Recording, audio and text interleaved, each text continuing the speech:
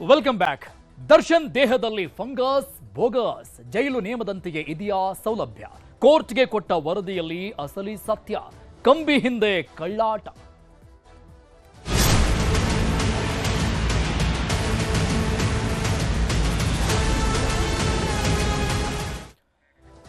Actor Darshan ಈಗ ಆರೋಪಿ. ಈ ಹಿಂದೆ ಬಳ್ಳಾರಿ ಜೈಲಲ್ಲಿ ಇದ್ದಂತಹ ಸಂದರ್ಭದಲ್ಲಿ ಬೆನ್ನು ನೋವಿನ ಆಕ್ಟ್ ಮಾಡಿದ್ರ ದರ್ಶನ್ ಅನ್ನುವಂತ ದೊಡ್ಡ ಮಟ್ಟದಲ್ಲಿ ಚರ್ಚೆ ಕೂಡ ಆಗಿತ್ತು. ಈಗ ಪರಪ್ಪನ ಅಗ್ರಹಾರದಲ್ಲಿ ದರ್ಶನ್ ಜೈಲಲ್ಲಿ ಸೌಲಭ್ಯಗಳನ್ನ ನೀಡ್ತಾ ಇಲ್ಲ ಅಂತ ನಾಟಕ ಮಾಡ್ತಾ ಇದ್ದಾರಾ ಅನ್ನೋದಕ್ಕೆ ಸಾಕ್ಷಿಗಳು ಕೂಡ ಸಿಕ್ಕಿದೆ. ಕೋರ್ಟ್ಗೆ ಸಂಬಂಧಪಟ್ಟಂಗೆ ಅರ್ಜಿ ಕೂಡ ಸಲ್ಲಿಕೆಯಾಗಿತ್ತು. ಇವತ್ತು ವರದಿ ಕೂಡ ಸಲ್ಲಿಕೆಯಾಗಿದೆ ಕೋರ್ಟ್ಗೆ. ಏನೇನು ಸೌಲಭ್ಯಗಳನ್ನು ಕೊಡಲಾಗ್ತಾ ಇದೆ, ದರ್ಶನ್ ಕೇಳಿದ್ದಂಥದ್ದೇನು, ಅಂದ್ರೆ ಮಾಡಿದಂಥ ಆರೋಪ ಏನು, ಅದಕ್ಕೆ ವರದಿಯಲ್ಲಿ ಏನೆಲ್ಲ ಉಲ್ಲೇಖ ಆಗಿದೆ ಅನ್ನುವಂಥ ಡೀಟೇಲ್ಸ್ ನೋಡ್ತಾ ಹೋಗೋಣ.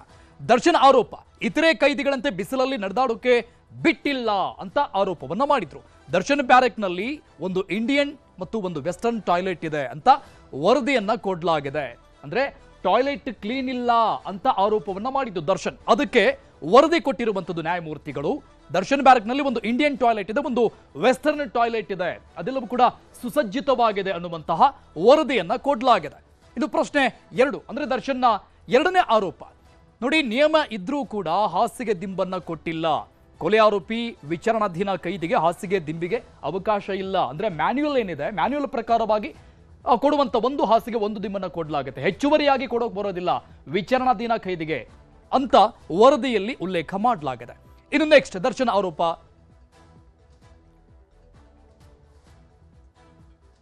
ಇತರೆ ಕೈದಿಗಳಂತೆ ಬಿಸಿಲಲ್ಲಿ ನಡೆದಾಡೋಕೆ ಬಿಟ್ಟಿಲ್ಲ ಅಂತ ದರ್ಶನ್ ಆರೋಪವನ್ನ ಮಾಡಿದ್ರು. ಅಂದ್ರೆ ಕೋರ್ಟ್ಗೆ ಸಲ್ಲಿಕೆ ಮಾಡಿದಂತ ಅರ್ಜಿಯಲ್ಲಿ ಉಲ್ಲೇಖ ಆಗಿದ್ದು. ವರದಿ ಏನ್ ಕೊಟ್ಟಿದ್ದಾರೆ, ನಿಯಮದಂತೆ 1 ಗಂಟೆ ವಾಕಿಂಗ್ ಮತ್ತು ಆಟ ಆಡೋಕೆ ಅವಕಾಶವನ್ನ ನೀಡಬಹುದಾಗಿದೆ. ಎಲ್ಲ ಕೈದಿಗಳಿಗೆ ಸಿಗುವಂತಹ ಸವಲತ್ತು ದರ್ಶನ್ಗೂ ಕೂಡ ಕೊಡಬಹುದು. 1 ಗಂಟೆ ವಾಕ್ ಮಾಡುವಂತಹ ಅವಕಾಶ ಇರುತ್ತೆ ಬಿಸಿಲಲ್ಲೂ ಕೂಡ. ಇನ್ನು ಟಿವಿ ನೋಡೋಕೆ ಅವಕಾಶ ನೀಡ್ತಾ ಇಲ್ಲ ಅಂತ ದರ್ಶನ್ ಆರೋಪ ಆಗಿತ್ತು. ಟಿವಿ ನೋಡೋಕೆ ಕೈದಿಗಳಿಗೆ ಅವಕಾಶವನ್ನ ನೀಡಬಹುದು. ಸಹಜವಾಗಿ ಪ್ರತಿ ಜೈಲಲ್ಲೂ ಕೂಡ ಆ ಟಿವಿ ನೋಡೋಕೆ ಅವಕಾಶ ಇರುತ್ತೆ, ಸಮಯ ನಿಗದಿ ಆಗಿರುತ್ತೆ. ಇಲ್ಲೂ ಕೂಡ ದರ್ಶನ್ಗೆ ಅವಕಾಶ ನೀಡಬಹುದು ಅಂತ ಹೇಳಲಾಗಿದೆ. ಫೋನ್ನಲ್ಲಿ ಮಾತನಾಡುವಾಗ ಸ್ಪೀಕರ್ ಆನ್ ಮಾಡಿಸ್ತಾರೆ ಅಂತ ಆರೋಪವನ್ನ ಮಾಡಿದ್ದು ಜೈಲು ಅಧಿಕಾರಿಗಳ ಮೇಲೆ ದರ್ಶನ್. ಇದಕ್ಕೆ ವರದಿ, ಆರೋಪಿಗಳ ಮೇಲೆ ನಿಗಾ ಇಡುವ ದೃಷ್ಟಿಯಿಂದ ಅವಕಾಶವಿದೆ. ಇದನ್ನ ಜೈಲರ್ ನಿರ್ಧಾರ ಮಾಡ್ತಾರೆ. ಯಾವ ಆರೋಪಿಗೆ ಯಾವ ರೀತಿಯಾದಂತಹ ಕ್ರಮಗಳನ್ನ ತೆಗೆದುಕೊಳ್ಬೇಕು ಅನ್ನುವಂಥದ್ದು ಆ ಜೈಲರ್ ನಿರ್ಧಾರವನ್ನ ತೆಗೆದುಕೊಳ್ಳುವಂಥದ್ದು. ಸ್ಪೀಕರ್ ಆನ್ ಮಾಡ್ತಾರೆ ಅಂದ್ರೆ ಅದು ಅವರ ದೃಷ್ಟಿಯಿಂದ. ಸೊ ಸೂರ್ಯನ ಬೆಳಕಿಲ್ಲದೆ ದೇಹದಲ್ಲಿ ಫಂಗಸ್ ಆಗಿದೆ ಅಂತ ಆರೋಪವನ್ನ ದರ್ಶನ್ ಮಾಡಿದ್ರು. ಇದಕ್ಕೆ ವರದಿ, ದೇಹದಲ್ಲಿ ಯಾವುದೇ ಫಂಗಸ್ ಬಂದಿಲ್ಲ, ಆದ್ರೆ ದರ್ಶನ್ ಹಿಮ್ಮಡಿಯಲ್ಲಿ, ಕಾಲಿನ ಹಿಮ್ಮಡಿಯಲ್ಲಿ ಮಾತ್ರ ಬಿರುಕು ಕಾಣಿಸ್ಕೊಂಡಿದೆ ಅಂತ. ಅದು ಸಹಜವಾಗಿ ಇಷ್ಟು ದಿನಗಳ ಕಾಲ ಶೂಸ್ಗಳನ್ನ ಹಾಕೊಂಡು, ಬೂಟ್ಗಳನ್ನ ಹಾಕೊಂಡು ದರ್ಶನ್ ಓಡಾಡ್ತಾ ಇದ್ರು, ಎಸಿಯಲ್ಲಿ ಇರ್ತಾ ಇದ್ರು.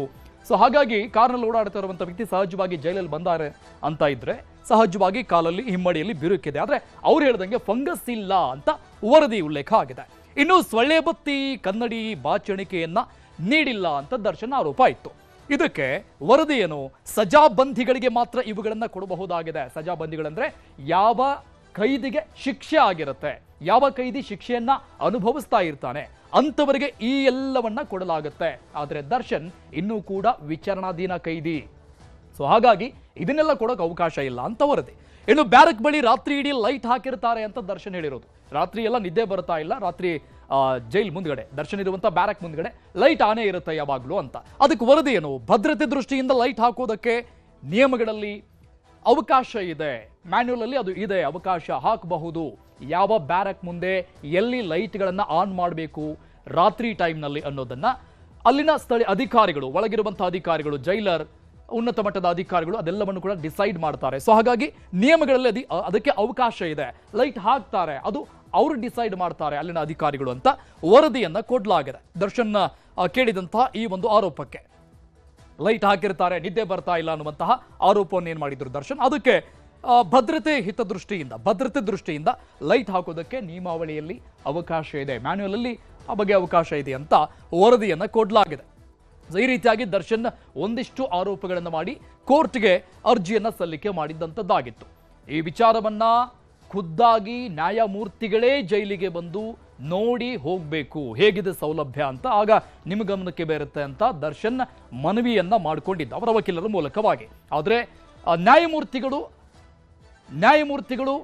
ಈ ಸಂಬಂಧಪಟ್ಟಂಗೆ ಒಂದು ನಿಯೋಗವನ್ನ ರೆಡಿ ಮಾಡಿ ನೀವೇ ಹೋಗಿ ನೋಡ್ಕೊಂಡು ಬನ್ನಿ ಅಂತ ನ್ಯಾಯಮೂರ್ತಿಗಳ ಒಬ್ಬರ ನಿಯೋಗವನ್ನ ಕಳಿಸಿ ಅಲ್ಲಿಗೆ ನೋಡ್ಕೊಂಡ್ ಬರೋದಕ್ಕೆ ಕಳಿಸಿತ್ತು. ಅವರು ಕೊಟ್ಟಂತ ವರದಿ ಮುಚ್ಚಿದ ಲಕೋಟೆಯಲ್ಲಿ ಇವತ್ತು ಕೋರ್ಟ್ಗೆ ಸಲ್ಲಿಕೆ ಕೂಡ ಆಗಿದೆ. ಈ ವಿಚಾರಕ್ಕೆ ಸಂಬಂಧಪಟ್ಟಂಗೆ ಇನ್ನಷ್ಟು ಡೀಟೇಲ್ಸ್ ಕೊಡ್ತಾರೆ ನಮ್ಮ ಪ್ರತಿನಿಧಿ ಗಂಗಾಧರ್ ಲೈವ್ ನಲ್ಲಿ ಜಾಯ್ನ್ ಆಗ್ತಾ ಇದ್ದಾರೆ. ಗಂಗಾಧರ್, ಈ ಹಿಂದೆ ಕೂಡ ನಾನು ಹೇಳ್ತಾ ಇದ್ದೆ, ಬಳ್ಳಾರಿ ಜೈಲಲ್ಲಿ ಇದ್ದಂತಹ ಸಂದರ್ಭದಲ್ಲಿ ದರ್ಶನ್ ಈ ಬೆನ್ನು ನೋವಿನ ವಿಚಾರಕ್ಕೆ ಸಂಬಂಧಪಟ್ಟಂಗೆ ಆಕ್ಟ್ ಮಾಡ್ತಿದ್ದಾರಾ ಅನ್ನುವಂತಹ ದೊಡ್ಡ ಮಟ್ಟದ ಚರ್ಚೆ ಕೂಡ ಆಗಿತ್ತು. ಈಗ ಹಾಸಿಗೆ ದಿಂಬು ಕೊಡ್ತಾ ಇಲ್ಲ, ಲೈಟ್ ವ್ಯವಸ್ಥೆ ಇಲ್ಲ, ಬಿಸಿಲು ಸಿಗ್ತಾ ಇಲ್ಲ, ಫಂಗಸ್ ಆಗಿದೆ ಅನ್ನುವಂತಹ ವಿಚಾರಗಳು, ಇದರ ಸತ್ಯಾಸತ್ಯತೆ ಏನು ಅನ್ನುವಂಥದ್ದು ಈ ವರದಿ ನೋಡಿದ್ರೆ ಗೊತ್ತಾಗ್ತಿದೆ. ಅರುಣ್, ಪ್ರಮುಖವಾಗಿ ನಟ ದರ್ಶನ್ ಜೈಲಲ್ಲಿದ್ದಂತಹ ಸಂದರ್ಭದಲ್ಲಿ ಹಾಸಿಗೆ ದಿಂಬು ಆಗಿರಬೇಕು, ಕನಿಷ್ಠ ಸೌಲಭ್ಯವನ್ನ ಜೈಲಿನ ಮ್ಯಾನ್ಯುವಲ್ ಪ್ರಕಾರ ಕೊಡ್ತಾ ಇಲ್ಲ ಅಂತೇಳಿ ದರ್ಶನ್ ಪರ ವಕೀಲರು ಒಂದು ವಕಾಲತನ್ನ ಹಾಕೊಂಡಿದ್ರು. ಅದೇ ರೀತಿಯಾಗಿ ಕೋರ್ಟ್ ಕೂಡ ಕಾನೂನು ಸೇವಾ ಪ್ರಾಧಿಕಾರದ ಕಾರ್ಯದರ್ಶಿಗೆ ವಿಸಿಟ್ ಮಾಡಿ ಅಲ್ಲಿನ ಯಾವ ರೀತಿ ಒಂದು ವ್ಯವಸ್ಥೆ ಇದೆ ಅನ್ನೋದ್ರ ಬಗ್ಗೆ ರಿಪೋರ್ಟ್ ಅನ್ನ ಕೊಡಕ್ಕೆ ಸೂಚನೆ ಕೊಟ್ಟಿದ್ರು. ಎಲ್ಲೋ ಒಂದ್ ಕಡೆ ಒಂದು ಒಪ್ಪಿತ್ತು, ದರ್ಶನ್ಗೆ ಎಲ್ಲ ಪ್ರಾಧಿಕಾರದವ್ರ ಬಂದಿದೆ, ತಮ್ಮ ಅಳಲನ್ನ ಎಲ್ಲವೂ ಕೂಡ ಒಂದು ಅಲ್ಲಿ ಏನು ವ್ಯವಸ್ಥೆ ಇದೆ ಎಲ್ಲವನ್ನು ಕೂಡ ಅಲ್ಲಿ ಹೇಳ್ಕೊಂಡಿದ್ರು. ಈ ಮೂಲಕವಾದ್ರೂ ತಮಗೆ ಒಂದು ಹಾಸಿಗೆ ದಿಂಬುನ ವ್ಯವಸ್ಥೆ ಆಗಿರ್ಬೋದು ಮತ್ತೆ ಒಳಗಡೆ ಶಿಫ್ಟ್ ಆಗ್ತೀನಿ ಅನ್ನೋದು ಕೂಡ ಆ ಬಗ್ಗೆ ಭರವಸೆ ಇತ್ತು. ಅದೆಲ್ಲವೂ ಕೂಡ ಈಗ ನಿರಾಸೆ ಆಗಿರುವಂಥದ್ದು. ಯಾಕಂದ್ರೆ ಈಗ ಕಾನೂನು ಸೇವಾ ಪ್ರಾಧಿಕಾರದವರು ಕಂಪ್ಲೀಟ್ ಒಂದು ರಿಪೋರ್ಟ್ ಅನ್ನ ತಯಾರಿ ಮಾಡಿ ಒಂದು ಮುಚ್ಚಿದ ಲಕೋಟೆಯಲ್ಲಿ ಕೋರ್ಟಲ್ಲಿ ಕೊಟ್ಟಿದ್ರು. ಆ ಅಂಶಗಳನ್ನ ಮುಖ್ಯವಾಗಿ ನೋಡೋದಾದ್ರೆ ಟಿವಿ ಕೊಟ್ಟಿಲ್ಲ, ಫಂಗಸ್ ಆಗಿದೆ ಅನ್ನೋ ವಿಚಾರ ಆಗಿರ್ಬೋದು, ಮತ್ತೆ ಹಾಸಿಗೆ ದಿಂಬು ಅಲ್ಲಿ ಕೊಡುವಂತ ಒಂದು ವ್ಯವಸ್ಥೆ ಇದೆ, ಮತ್ತೆ ವಾಕಿಂಗ್ ಮಾಡೋದಕ್ಕೆ ಬಿಸಿಲು ಕೂಡ ನೋಡೋದಕ್ಕೆ ಹೊರಗಡೆ ಹೊರಾಂಗಣ ಜಾಗಕ್ಕೆ ಬಿಡೋದಿಲ್ಲ ಅಂತ ಏನು ಹೇಳ್ತಾ ಇದ್ರು. ಅದೆಲ್ಲವೂ ಕೂಡ ಜೈಲಿನ ಮ್ಯಾನ್ಯುವಲ್ ಪ್ರಕಾರವಾಗಿ ಜೈಲಾಧಿಕಾರಿಗಳು ಯಾವ ರೀತಿ ಒಂದು ಸೌಲಭ್ಯವನ್ನು ಕೊಡಬೇಕು ಎಲ್ಲವೂ ಕೂಡ ಕೊಡ್ತಾ ಇದ್ದಾರೆ ಅನ್ನೋ ರೀತಿಯಲ್ಲೇ ಕೂಡ ರಿಪೋರ್ಟ್ ಅನ್ನ ಕೊಟ್ಟಿರುವಂತದ್ದು. ಯಾಕಂದ್ರೆ ಒಂದು ಟಿವಿ ಕೊಡ್ತಾ ಇಲ್ಲ ಅನ್ನೋದಕ್ಕೆ ಏನ್ ರೀಸನ್, ಎಲ್ಲ ವಿಚಾರಣೆ ಕೈದಿಗಳು ಕೊಡಬೇಕಂತ ಯಾವುದೇ ರೂಲ್ಸ್ ಇಲ್ಲ. ಮತ್ತೆ ಹೊರಗಡೆ ಏನಾದ್ರು ವಾಕ್ ಮಾಡೋಕೆ ಮುಂದಾದ ಸಂದರ್ಭದಲ್ಲಿ ಅಕ್ಕಪಕ್ಕದ ಅಪಾರ್ಟ್ಮೆಂಟ್ಸ್ ಅವರು ಕೂಡ ಅಲ್ಲಿ ಎಲ್ಲವೂ ಕೂಡ ಅಲ್ಲಿ ಏನೊಂದು ಫೋಟೋಗಳನ್ನ ತೆಗೆಯುವಂತ ಕೆಲಸಗಳನ್ನ ಮಾಡ್ತಾರೆ. ವಾಕ್ ಮಾಡೋಕೆ ಬಹಳ ಹೊತ್ತು ಏನಾದ್ರು ಕಾರಿಡಾರ್ ಅವಕಾಶ ಕೊಟ್ಟರೆ ಅಕ್ಕಪಕ್ಕದ ಸೆಲ್ನಲ್ಲಿ ಇರೋರು ಕೂಡ ಜೋರಾಗಿ ಕಿರ್ಚಾಡ್ತಾರೆ. ಇವೆಲ್ಲವೂ ಕೂಡ ಅಲ್ಲಿ ಸಮಸ್ಯೆ ಆಗುತ್ತೆ. ಈಗ ಕಾರಣಕ್ಕೋಸ್ಕರ ಅವರು ಸೆಲೆಬ್ರಿಟಿ ಅನ್ನೋ ಕಾರಣಕ್ಕೋಸ್ಕರ ಈ ಮತ್ತೆ ಸುಪ್ರೀಂ ಕೋರ್ಟ್ ಗೈಡ್ಲೈನ್ಸ್ ಪ್ರಕಾರವಾಗಿ ಜೈಲಿನ ಮ್ಯಾನ್ಯುವಲ್ ಪ್ರಕಾರವಾಗಿ ಬೇಕಾದಂತ ವ್ಯವಸ್ಥೆಗಳನ್ನ ಜೈಲಲ್ಲಿ ಅಧಿಕಾರಿಗಳು ಕೊಡ್ತಾ ಇದ್ದಾರೆ. ಆದ್ರೆ ಈ ರೀತಿಯಾದ ಒಂದು ಅವರು ಆಪಾದನೆಯನ್ನ ಮಾಡ್ತಿದ್ದಾರೆ ಅಂತ ಒಟ್ಟಿನಲ್ಲಿ ಜೈಲಾಧಿಕಾರಿಗಳು ಆ ಬಗ್ಗೆ ಸ್ಪಷ್ಟನೆಯನ್ನ ಕೊಟ್ಟಿರುವಂತದ್ದು. ಮತ್ತೆ ಆ ನಿಟ್ಟಿನಲ್ಲಿ ಫಂಗಸ್ ಅಂತ ಆಗಿತ್ತು, ಫಂಗಸ್ ಯಾವುದೇ ರೀತಿ ಫಂಗಸ್ ಆಗಿಲ್ಲ, ಹಿಂದೆ ಹಿಮ್ಮಡಿ ಮಾತ್ರ ಬಿರುಪಿಟ್ಟಿರುವಂತ ವಿಚಾರವಾಗಿ ಆ ಬಗ್ಗೆ ಪೊಲೀಸ್ ಅಂದ್ರೆ ರಿಪೋರ್ಟ್ ಕೂಡ ಅದರಲ್ಲಿ ಇರುವಂತದ್ದು. ಅದಲ್ಲದೆ ಅವರು ಈ ಒಂದು ಜೈಲಿನ ಮ್ಯಾನ್ಯುವಲ್ ಪ್ರಕಾರವಾಗಿ ಯಾವೆಲ್ಲ ವ್ಯವಸ್ಥೆಗಳನ್ನ ಕಲ್ಪಿಸಬೇಕು ಅನ್ನೋ ನಿಟ್ಟಿನಲ್ಲಿ ಮಾಡಿದ್ದಾರೆ. ಮತ್ತೆ ಈಗ ಹೊರಗಡೆ ಅವರು ವಾಕಿಂಗ್ ಮಾಡೋದಕ್ಕೆ ಅವಕಾಶ ನಿಟ್ಟಿನಲ್ಲಿ ಅದ್ರ ಬಗ್ಗೆ ಪರಿಶೀಲನೆ ಮಾಡಬೇಕು ಅನ್ನೋದು ಕೂಡ ಸೂಚನೆಯನ್ನ ಕೊಟ್ಟಿರುವಂತದ್ದು. ಈ ಮೂಲಕವಾಗಿ ಒಂದು ಒಳಗಡೆ ಟಿವಿ ಆಗಿರಬಹುದು, ಮತ್ತೆ ಅವ್ರಿಗೆ ಇನ್ನೊಂದು ಫಿಸಿಯೋಥೆರಪಿ ಮಾಡಬೇಕು ಬೆನ್ನೋವು ಅನ್ನೋದ್ರ ಬಗ್ಗೆ ಏನಿತ್ತು. ಆದ್ರೆ ಬೆನ್ನೋವಿನ ವಿಚಾರ ಅಂಶ ಯಾವುದೇ ರೀತಿ ಉಲ್ಲೇಖ ಆಗಿಲ್ಲ. ಫಿಸಿಯೋಥೆರಪಿ ಮಾಡೋದಕ್ಕೆ ಅವಕಾಶವನ್ನ ಈಗಾಗಲೇ ಮಾಡ್ಲಾಗ್ತಾ ಇದೆ. ಟ್ರೀಟ್ಮೆಂಟ್ ಅನ್ನ ಒಂದ್ ದಿನ ಬಿಟ್ಟು ದಿನ ಅವರಿಗೆ ಟ್ರೀಟ್ಮೆಂಟ್ ಆಗಿರ್ಬೋದು, ಆರೋಗ್ಯ ತಪಾಸಣೆ ಮಾಡ್ಲಾಗ್ತದೆ ಅನ್ನೋದ್ರ ಬಗ್ಗೆ ಕಂಪ್ಲೀಟ್ ಆಗಿ ಜೈಲಾಧಿಕಾರಿ ರಿಪೋರ್ಟ್ ಅನ್ನ ಕೊಟ್ಟಿದ್ದಾರೆ. ಸದ್ಯ ಈ ಮೂಲಕ ನಟ ದರ್ಶನ್ ಅವರ ಏನೊಂದು ಆಸೆ ಇತ್ತು, ಅದು ಈಗ ನಿರಾಸೆ ಆಗಿರುವಂತದ್ದು. ಥ್ಯಾಂಕ್ ಯು ಗಂಗಾಧರ್ ಡೀಟೇಲ್ಸ್ಗೆ. ಆಳಂದ ಮತಗಳತನ, ಕರಾಳತೆ, ಬಟಾಬಯಲು, ಬಾರ್ನಲ್ಲಿ ಮೀಟಿಂಗ್, ಡಿಲೀಟ್ಗೆ ಕಾಲ್ ಸೆಂಟರ್, ಸಾಕ್ಷ್ಯ ನಾಶಕ್ಕಾಗಿ ದಾಖಲೆಗಳಿಗೆ ಬೆಂಕಿ ಇಟ್ಟಿದ್ಯಾರು? ಎಸ್ಐಟಿ ಮತಗಳ್ಳರ ಬೇಟೆ.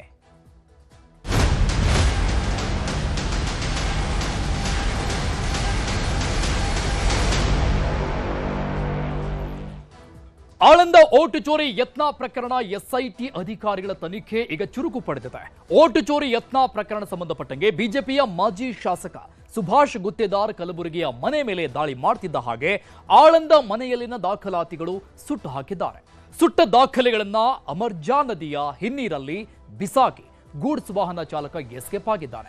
ಇತ್ತ ಸುಟ್ಟ ದಾಖಲಾತಿಗಳನ್ನ ಬೆನ್ನತ್ತಿದ ತನಿಖಾ ತಂಡ ತಡರಾತ್ರಿ 3 ಗಂಟೆವರೆಗೆ ಹಳ್ಳದಲ್ಲಿನ ದಾಖಲಾತಿ ಸಂಗ್ರಹಿಸಿ ಗುತ್ತೇದಾರ್ ಮನೆಯಲ್ಲಿನ ಸಿಸಿಟಿವಿ ಡಿವಿಆರ್ ಜಪ್ತಿ ಮಾಡಿದೆ. ಆಳಂದ ಓಟು ಚೋರಿಯ ಕಂಪ್ಲೀಟ್ ಕಹಾನಿ ಎಲ್ಲಿದೆ ನೋಡಿ.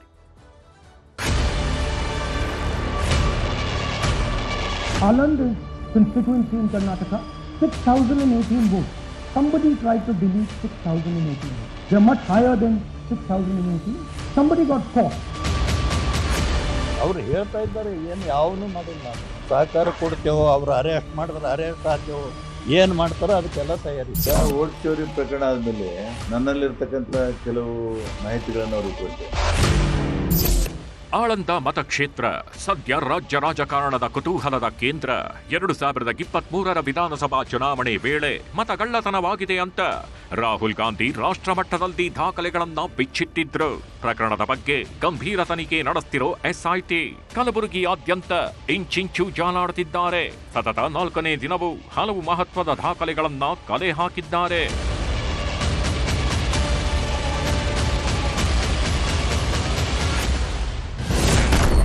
ಬಿಜೆಪಿ ಮಾಜಿ ಶಾಸಕರ ಮನೆಯಲ್ಲಿದ್ದ ದಾಖಲೆಗಳಿಗೆ ಬೆಂಕಿ. ಅಮರ್ಜಾ ಹಿನ್ನೀರಲ್ಲೇ ಸುಟ್ಟ ದಾಖಲಾತಿ ಬಿಸಾಕಿ ಎಸ್ಕೇಪ್. ಮೊದಲ ದಿನ ಕಾಂಗ್ರೆಸ್ ನಾಯಕರಿಗೆ ಸಂಬಂಧಿಸಿದವರ ಮನೆಗಳ ಮೇಲೆ ದಾಳಿ ಮಾಡಿ ರಾಶಿ ರಾಶಿ ವೋಟರ್ ಐಡಿಗಳನ್ನ ವಶಪಡಿಸಿಕೊಂಡಿತ್ತು ಎಸ್ಐಟಿ. ನಿನ್ನೆ ಬಿಜೆಪಿ ಮಾಜಿ ಶಾಸಕ ಸುಭಾಷ್ ಗುತ್ತೇದಾರ್ಗೆ ಸೇರಿದ ಕಲಬುರಗಿಯ ಮನೆ ಮತ್ತು ಬಾರ್ ಅಂಡ್ ರೆಸ್ಟೋರೆಂಟ್ ಮೇಲೆ ಎಸ್ಐಟಿ ಅಧಿಕಾರಿಗಳು ದಾಳಿ ಮಾಡಿ ಶೋಧ ಕಾರ್ಯ ನಡೆಸಿದ್ರು. ಆದ್ರೆ ಎಸ್ಐಟಿ ಅಧಿಕಾರಿಗಳು ಕಲಬುರಗಿಯಲ್ಲಿ ಬಟನ್ ಒತ್ತಿದ್ರೆ ಆಳಂದದಲ್ಲಿ ಲೈಟ್ ಆನ್ ಆದಂತೆ ಕಾಣಿಸಿತ್ತು. ಕಲಬುರಗಿ ಮನೆ ಮೇಲೆ ಎಸ್ಐಟಿ ದಾಳಿ ಮಾಡ್ತಿದ್ದ ಹಾಗೆ ಸುಭಾಷ್ ಗುತ್ತೇದಾರ್ ಅವರಿಗೆ ಸೇರಿದ ಆಳಂದ ಮನೆಯಲ್ಲಿನ ದಾಖಲಾತಿಗಳನ್ನ ಮನೆಯ ಮುಂದೆಯೇ ಸುಟ್ಟು ಹಾಕಿದ್ದಾರೆ. ದಾಖಲಾತಿಗಳನ್ನ ಸುಟ್ಟ ಬಳಿಕ ಗೂಡ್ಸ್ ವಾಹನದಲ್ಲಿ ತೆಗೆದುಕೊಂಡು ಹೋಗಿ ಆಳಂದ ತಾಲೂಕಿನ ಶಾಖಾಪುರ ಗ್ರಾಮದ ಅಮರ್ಜಾ ನದಿಯ ಹಿನ್ನೀರಿನಲ್ಲಿ ಬಿಸಾಕಿ ಎಸ್ಕೇಪ್ ಆಗಿದ್ದಾರೆ.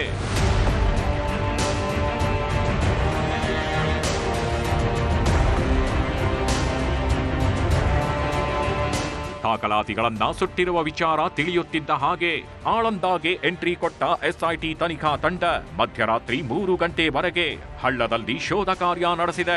ಸುಟ್ಟ ದಾಖಲೆಗಳನ್ನ ವಶಕ್ಕೆ ಪಡೆದಿದೆ. ಮತ್ತೊಂದೆಡೆ ಆಳಂದ ಪಟ್ಟಣದ ರೇವಣ್ಣ ಸಿದ್ದೇಶ್ವರ ಮನೆ ಮುಂಭಾಗದ ದಾಖಲಾತಿಗಳಿಗೆ ಬೆಂಕಿ ಹಚ್ಚಿದ್ದರ ಸಂಬಂಧ ಸುಭಾಷ್ ಗುತ್ತೇದಾರ್ ಮನೆಯಲ್ಲಿನ ಸಿಸಿಟಿವಿ ಡಿವಿಆರ್ ಕೂಡ ವಶಕ್ಕೆ ಪಡೆದಿದೆ. ಇನ್ನು ಸುಭಾಷ್ ಗುತ್ತೇದಾರ್ ಮನೆಯಲ್ಲಿನ ದಾಖಲಾತಿಗಳಿಗೆ ಬೆಂಕಿ ಹಚ್ಚಿರೋದು ಸಾಕಷ್ಟು ಅನುಮಾನಗಳಿಗೆ ಎಡೆ ಮಾಡಿಕೊಟ್ಟಿದೆ. ಸುಟ್ಟ ದಾಖಲಾತಿಗಳು ಯಾವುವು, ಯಾಕಾಗಿ ಸುಟ್ಟರು ಅನ್ನೋ ಅನುಮಾನ ಹುಟ್ಟುಹಾಕಿದೆ. ಮಾಜಿ ಶಾಸಕ ಸುಭಾಷ್ ಗುತ್ತೇದಾರ್ ದಿಢೀರ್ ಸುದ್ದಿಗೋಷ್ಠಿ ನಡೆಸಿ ನಾವು ಯಾವ ದಾಖಲೆಗಳನ್ನು ಸುಟ್ಟಿಲ್ಲ, ದೀಪಾವಳಿ ಹಬ್ಬಕ್ಕಾಗಿ ಮನೆ ಸ್ವಚ್ಛ ಮಾಡಿದಾಗ ಹಳೆ ಪೇಪರ್ ಸಿಕ್ಕಿವೆ, ಅದನ್ನ ನಮ್ಮ ಮನೆಯ ಕೆಲಸಗಾರರು ಸುಟ್ಟಿದ್ದಾರೆ. ಚುನಾವಣೆ ದಾಖಲಾತಿ ಸುಡೋದಾದ್ರೆ ಮನೆಯ ಮುಂದೆ ಸುಡ್ತಿರ್ಲಿಲ್ಲ, ದೂರ ಹೋಗಿ ಸುಡ್ತಿದ್ವಿ, ನಾವ್ಯಾಕೆ ಮನೆ ಮುಂದೇನೆ ಸುಡ್ತಿದ್ವಿ, ವೋಟ್ ಚೋರಿ ಅನ್ನೋದೆಲ್ಲ ಸುಳ್ಳು ಅಂತ ಹೇಳಿದ್ದಾರೆ. ಏನು ಸಂಬಂಧ ಏನಿಲ್ಲ, ನಾವು ಮಾಡೇ ಇಲ್ಲ. ಆದರೆ BR ಪಾಟೀಲ್ ಹೇಳಿದ್ದಾರೆ, ಅದಕ್ಕೆ SIT ಇದು ಅಪ್ರೂವ್ ಮಾಡಿದ್ದಾರೆ. SITದವ್ರು ಬಂದು ಮಾಡ್ತಾ ಇದ್ದಾರೆ. ಇಲ್ಲಿ ಗುಲ್ಬರ್ಗದಲ್ಲಿ ಮಾಡಿದ್ರು ಇನ್ನೂ ಸಿಕ್ಕಿಲ್ಲ, ನಮ್ಮ ಆಳಂದಲ್ಲೂ ಇನ್ನೂ ಸಿಕ್ಕಿಲ್ಲ. ಒಂದು ವೋಟರ್ ಲಿಸ್ಟ್ ಸಿಕ್ಕ, ವೋಟರ್ ಲಿಸ್ಟ್ ನಂಬಲ್ಲಿ ನಾವು ರಾಜಕೀಯದವರು ಇದ್ದೇ ಇರ್ತದೆ ವೋಟರ್ ಲಿಸ್ಟ್. ಇಲ್ಲಿ ಗುಲ್ಬರ್ಗ ಮನೆ ಒಂದು ರೇಡ್ ಮಾಡಿದ್ರು SITದವರು, ಅಲ್ಲಿ ಏನೂ ಸಿಗಲಿಲ್ಲ. ನಮ್ಮ ಆಳಂದಕ್ಕೂ ಕೂಡ ಇವತ್ತು ಬಂದು ರೇಡ್ ಮಾಡಿದ್ದಾರೆ. ಇವತ್ತು ಅದು ಸುಟ್ಟು ಹಾಕಿದ್ದಾರೆ, ತಂದು ಒಂದು ಅಪಾದನೆ ಕೂಡ ಇವತ್ತು ಮಾಡ್ತಾ ಇದ್ದಾರೆ. ಈಗ ದೀಪಾವಳಿ ಹಬ್ಬ ಎಲ್ಲರ ಮನೆಯಲ್ಲಿ ಕ್ಲೀನ್ ಮಾಡ್ತಾರೆ, ಆ ಥರ ಆಳುಗಳು ಕ್ಲೀನ್ ಮಾಡಿದ್ದಾರೆ. ಏನು ಕಚರಪಟ್ಟಿ ಇದ್ದು ಸುಟ್ಟಿದ್ದಾರೆ. ನಂಬಲ್ಲಿ ಏನು ಮತ ಚೋರಿದಿಲ್ಲ, ಏನೂ ಇಲ್ಲ ನಂಬಲ್ಲಿ, ನಾವು ಮಾಡೇ ಇಲ್ಲ. ಅದು ಸಹಕಾರ ಕೊಡ್ತೇವೆ, ಅವರು ಅರೆಸ್ಟ್ ಮಾಡಿದ್ರೆ ಅರೆಸ್ಟ್ ಆಗ್ತೇವೆ, ಏನು ಮಾಡ್ತಾರೋ ಅದಕ್ಕೆಲ್ಲ ತಯಾರಿದ್ದೆವು. ನಾವು ಮಾಡೇ ಇಲ್ಲ, ನಾವು ಯಾಕೆ ಹೆದರೋದು?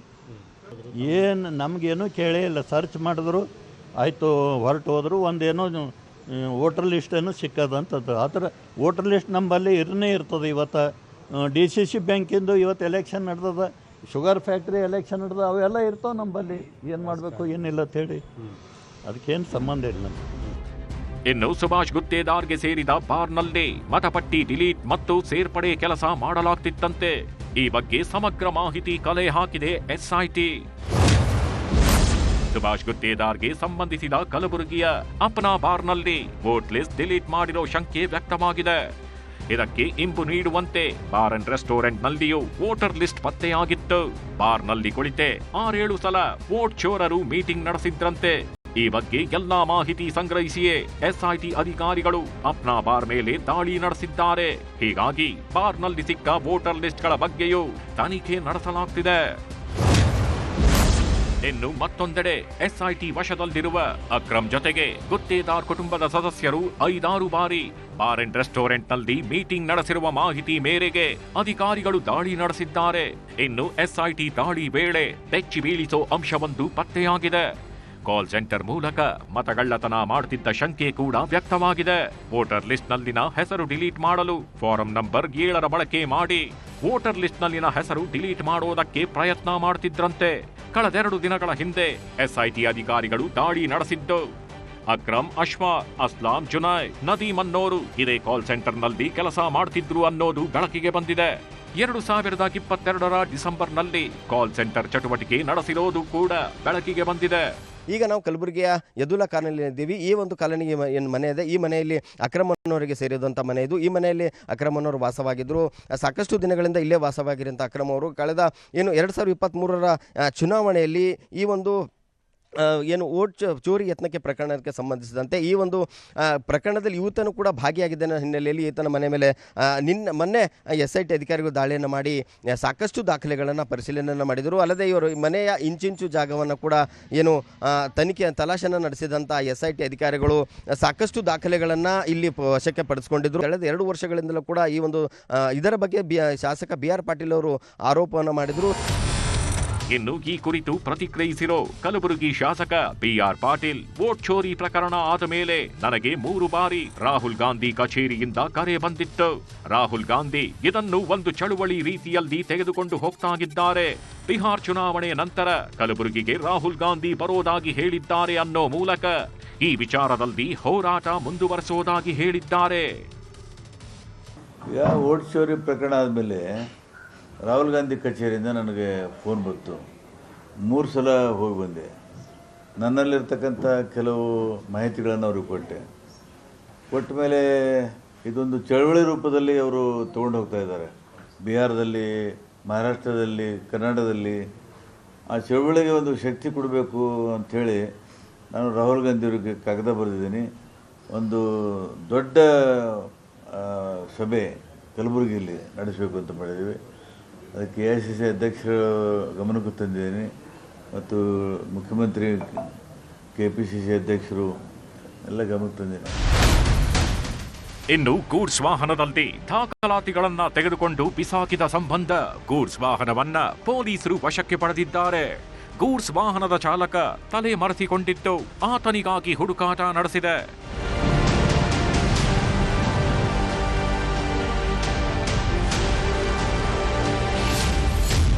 ಕಾಂಗ್ರೆಸ್ ಬಿಜೆಪಿ ಮಧ್ಯೆ ವೋಟ್ ಚೋರಿ ಜಟಾಪಟಿ. ಆಳಂದ ವೋಟ್ ಚೋರಿ ವಿಚಾರ ಈಗ ಕಾಂಗ್ರೆಸ್ ಬಿಜೆಪಿ ಮಧ್ಯೆ ಸಂಘರ್ಷ ಸೃಷ್ಟಿ ಮಾಡಿದೆ. ಈ ಕುರಿತು ಎಕ್ಸ್ನಲ್ಲಿ ಪೋಸ್ಟ್ ಮಾಡಿರೋ ರಾಜ್ಯ ಬಿಜೆಪಿ, ಮತಚೋರಿ ಆರೋಪ ಮಾಡಿರುವ ಕಾಂಗ್ರೆಸ್ ಪಕ್ಷದ ಬುಡಕ್ಕೆ ಈಗ ಮತಕಳ್ಳತನ ಬಂದು ನಿಂತಿದೆ. ಕಾಂಗ್ರೆಸ್ ಕಾರ್ಯಕರ್ತನ ಮನೆಯಲ್ಲಿ ದಾಖಲೆ ಪತ್ತೆಯಾಗಿರೋದಕ್ಕೆ ನೀವು ಏನ್ ಹೇಳ್ತೀರಿ ಅಂತ ಪ್ರಶ್ನಿಸಿದ್ದಾರೆ. ಮತಚೋರಿ ಆರೋಪ ಮಾಡಿರುವ ಕಾಂಗ್ರೆಸ್ ಪಕ್ಷದ ಬುಡಕ್ಕೆ ಈಗ ಮತಕಳ್ಳತನ ಬಂದು ನಿಂತಿದೆ. ರಾಹುಲ್ ಗಾಂಧಿ ಪ್ರಸ್ತಾಪಿಸಿದ ಆಳಂದ ಮತಕ್ಷೇತ್ರದಲ್ಲಿ ಅಶ್ವಾಕ್ ಎಂಬ ಕಾಂಗ್ರೆಸ್ ಕಾರ್ಯಕರ್ತನ ಮನೆಯಲ್ಲಿ ದಾಖಲೆಗಳು ಪತ್ತೆಯಾಗಿವೆ. ಮತಕಳ್ಳತನ ಎನ್ನುವುದು ಕಾಂಗ್ರೆಸ್ ಆರಂಭಿಸಿದ ಮತ್ತು ಈಗಲೂ ನೆಚ್ಚಿಕೊಂಡಿರುವ ತಂತ್ರ. ಅದು ದಾಖಲೆ ಸಮೇತ ಈ ಹಿಂದೆ ಬಹಿರಂಗವಾಗಿತ್ತು. ತನ್ನ ಬ್ರದರ್ಸ್ ಬಳಿಯಲ್ಲಿ ಸಿಕ್ಕಿರುವ ಅಕ್ರಮ ವೋಟರ್ ID ಬಗ್ಗೆ ಕಾಂಗ್ರೆಸ್ ಏನ್ ಹೇಳುತ್ತದೆ? ಈ ಬೆನ್ನಲ್ಲೇ ಕಾಂಗ್ರೆಸ್ ಕೂಡ ಎಕ್ಸ್ನಲ್ಲಿ ಪೋಸ್ಟ್ ಮಾಡುವ ಮೂಲಕ ಬಿಜೆಪಿ ನಾಯಕರಿಗೆ ತಿರುಗೇಟು ಕೊಟ್ಟಿದ್ದಾರೆ. SIT ಕಲಬುರಗಿಯಲ್ಲಿ ಕಂಪ್ಯೂಟರ್ ಆಪರೇಟರ್ಗಳ ಮನೆ ಮೇಲೆ ನಡೆಸಿದ ದಾಳಿಯಲ್ಲಿ ಸಾವಿರಾರು ಮತದಾರರ ಗುರುತಿನ ಚೀಟಿಗಳು ಪತ್ತೆಯಾಗಿವೆ. ಜೊತೆಗೆ ಕೃತ್ಯಕ್ಕೆ ಬಳಸಿದ ಮೊಬೈಲ್ ಫೋನ್, ಲ್ಯಾಪ್ಟಾಪ್ಗಳು ದೊರೆತಿವೆ. ಚುನಾವಣಾ ಆಯೋಗವನ್ನ ಬಳಸಿಕೊಂಡು ಮತಗಳ್ಳತನ ಮೂಲಕ ಅಕ್ರಮವಾಗಿ ಚುನಾವಣೆ ಗೆಲ್ಲುವ ಕೃತ್ಯದಲ್ಲಿ ತೊಡಗಿರುವ ಪ್ರಜಾಪ್ರಭುತ್ವ ವಿರೋಧಿಗಳ ವಿರುದ್ಧ ಕಾನೂನಿನ ಕುಣಿಕೆ ಗಟ್ಟಿಯಾಗುತ್ತಿದೆ. ಇವತ್ತು ಆಳಂದದಲ್ಲಿ ಬಿಜೆಪಿಯ ಮಾಜಿ ಶಾಸಕನ ಮನೆ ಮೇಲೆ SIT ರೈಡ್ ಆಗಿದೆ. ಆತ ಕೆಲವು ವೋಟರ್ ಲಿಸ್ಟ್ ನ ಎತ್ಕೊಂಡೋಗಿ ಸುಟ್ಟಾಕಿದ್ದಾನೆ. ಅದನ್ನೊಂದು ಟಾಟಾ ಎಸಿಯಲ್ಲಿ ತಗೊಂಡೋಗಿ ನದಿಗೆ ಬಿಸಾಕಿದ್ದಾನೆ. ಇದೆಲ್ಲ ಬಿಜೆಪಿ ಮಾಜಿ ಶಾಸಕನ ಕೈವಾಡ ಎತ್ತಿ ಕಾಣಿಸ್ತಾ ಇದೆ. ಇದರ ಅರ್ಥ MP ಎಲೆಕ್ಷನ್ ಅಲ್ಲಿ ಬಿಜೆಪಿಯವರು ವೋಟ್ ಚೋರಿ ಮಾಡಿ ಕಳ್ಳತನದಿಂದ ಗೆದ್ದು ಇವತ್ತು ಕೇಂದ್ರದಲ್ಲಿ ಒಂದು ಅಪವಿತ್ರವಾದ ಸರ್ಕಾರವನ್ನ ರೂಪಿಸಿದ್ದಾರೆ. ಇವತ್ತು ರಾಹುಲ್ ಗಾಂಧಿ ಅವರು ನಮ್ಮ ನಾಯಕರು ಮಾಡ್ತಿರೋ ಆರೋಪ ಏನಿದೆ ಅದು ಸತ್ಯ ಅಂತ ಇವತ್ತು ನಿನ್ನೆ SIT ದಾಳಿಯಿಂದ ಪ್ರೂವ್ ಆಗಿದೆ. ವೋಟ್ ಚೋರಿ ಯತ್ನದ ಪ್ರಕರಣದ ಕಿಂಚಿಂಚು ಜಾಲಾಡ್ತಾಗಿದ್ದು ಬೇರುಗಳನ್ನ ಬಿಡಿಸುತ್ತಿದ್ದಾರೆ. ಅಂತಿಮವಾಗಿ ವೋಟ್ ಚೋರಿ ಯತ್ನದ ಪ್ರಕರಣ ಯಾರ ಬುಡಕ್ಕೆ ಬಂದು ನಿಲ್ಲುತ್ತೆ ಅನ್ನೋದೇ ಸಾಕಷ್ಟು ಕುತೂಹಲ.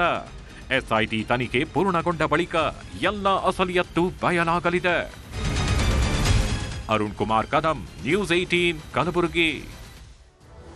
ದೆಹಲಿಯಲ್ಲಿ ವೋಟ್ ಚೋರಿ ವಿಚಾರಕ್ಕೆ ಸಂಬಂಧಪಟ್ಟಂಗೆ ಕಾಂಗ್ರೆಸ್ ನಾಯಕ ರಾಹುಲ್ ಗಾಂಧಿ ಎತ್ತಿದಂತಹ ಪ್ರಶ್ನೆ, ನಡೆಸಿದಂತಹ ಸುದ್ದಿಗೋಷ್ಠಿ ವಿಚಾರಕ್ಕೆ ಸಂಬಂಧಪಟ್ಟಂಗೆ ಆಳಂದದ ಮತಕ್ಷೇತ್ರದವರೆಗೂ ಕೂಡ ಈ ಒಂದು ವಿಚಾರ ಈಗ ಬಂದು ನಿಂತ್ಕೊಂಡಿದೆ. ಈ ಸಂಬಂಧಪಟ್ಟಂಗೆ ರಾಜ್ಯದಲ್ಲೂ ಕೂಡ SIT ರಚನೆಯಾಗಿ ಇದರ ತನಿಖೆ ಕೂಡ ನಡೀತಾ ಇದೆ. ಈ ಸಂಬಂಧಪಟ್ಟಂಗೆ ಯಾರ ತಲೆದಂಡ ಆಗತ್ತೆ, ಮುಂದೆ ಈ ಒಂದು ಪ್ರಕರಣ ಯಾವ ಆಯಾಮಗಳನ್ನ ಪಡೆಯುತ್ತೆ ಅನ್ನೋದನ್ನ ನೋಡ್ತಾ ಹೋಗೋಣ.